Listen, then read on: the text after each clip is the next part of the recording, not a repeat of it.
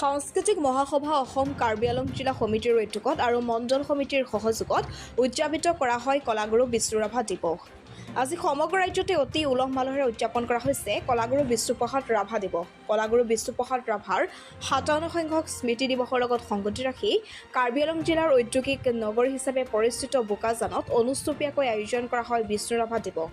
সাংস্কৃতিক মহাসভা অসম কাৰ্বি আংলং জিলা সমিতিৰ উদ্যোগত আয়োজিত এই কাৰ্যসূচীৰ পৰা শুভাৰম্ভ ঘটে পতাকা উত্তোলনেৰে।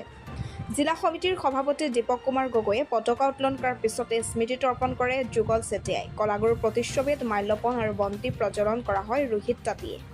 পৰৱৰ্তী সময়ত বিদ্যালয়ৰ ছাত্ৰ-ছাত্ৰীসকলৰ মাজত কুইজ প্ৰতিযোগিতা অনুষ্ঠিত কৰা হয়। অনুষ্ঠানৰ লগত সংগতি ৰাখি সাংস্কৃতিক মহাসভা অসম কাৰ্বি আংলং জিলা সমিতিৰ সভাপতি দীপক কুমাৰ গগৈৰ সভাপতিত্বত এখন স্মৃতিচাৰণ সভা অনুষ্ঠিত কৰা হয়।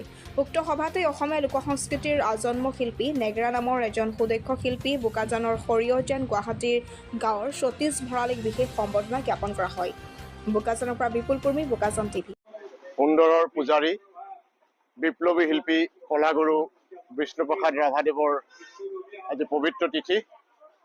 আজি ৰাজ্যবাসীৰ লগতে আমিও সাংস্কৃতিক মহাসভা কাৰ্বি আংলং জিলা সমিতি উদ্যোগত আৰু মণ্ডল সমিতিৰ সহযোগত আমি অনুষ্টুপীয়া কাৰ্যসূচীৰে বিষ্ণুৰাভা দিৱস উদযাপন কৰিছোঁ। পুৱা পতাকা উত্তোলনেৰে আমি এই কাৰ্যসূচীৰ শুভাৰম্ভ কৰিলোঁ। আমাৰ সাংস্কৃতিক মহাসভা অসমৰ পতাকা আজি পুৱা উত্তোলন কৰে জিলা সমিতিৰ মাননীয় সভাপতি দীপক কুমাৰ গগৈদেৱে।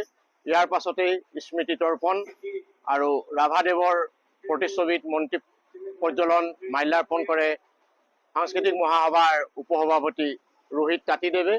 ইয়াৰ পাছতে আমি ছাত্ৰ ছাত্ৰীসকলৰ মাজত ৰাভাদেৱৰ কৰ্মৰাজি আৰু তেখেতৰ জীৱন সম্পৰ্কে ছাত্ৰ ছাত্ৰীৰ অনুসন্ধিৎসা বৃদ্ধি কৰাৰ উদ্দেশ্যে আমি দুটা শাখাত স্কুলীয়া আৰু কলেজৰ ছাত্ৰ ছাত্ৰীৰ মাজত আমি এখন কুইজ প্ৰতিযোগিতা অনুষ্ঠিত কৰিলোঁ।